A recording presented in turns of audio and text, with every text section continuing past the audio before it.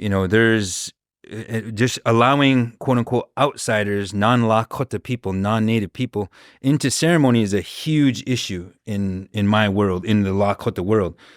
We have a principal figure. He's like the Pope.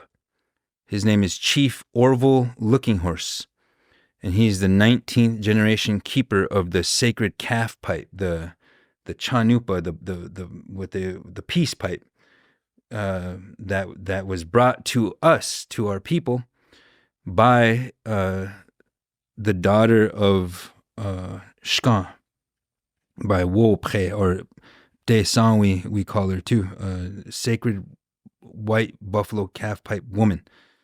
There's a whole story, a whole knowledge about how she brought us this sacred instrument, which is wherever you're at, it's the axis mundi, it's the center of the universe.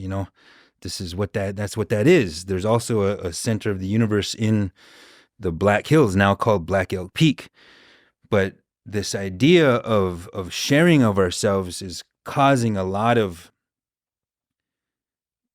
consternation and just deep thought and deep-seated conundrums about, should we share? What do we share? What's appropriate to share? And like I said, sometimes I'm out here walking along and I'll do something that touches the nerve of my people, like at Burning Man in 2017. I went there for a global drum prayer, and I didn't think about any of what that really was. I didn't really know what Burning Man was. I just knew that I was on trial at the time, facing 6 years in prison because of Standing Rock, because of standing up to protect sacred water and defend, indigenous sovereignty and Americans' constitutional rights. Actually, tribal sovereignty is an untapped vehicle for defending and asserting our human sovereignty, and American constitutional sovereignty as well.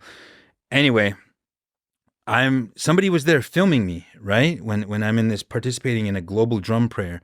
There's a bunch of other native people there too, and there's a bunch of non-native people, like 50. And they filmed us. There's a big drum, and they're all hitting the drum, and they're all a bunch of non-native people who are hitting the drum. And I'm there participating in what it's a global drum prayer.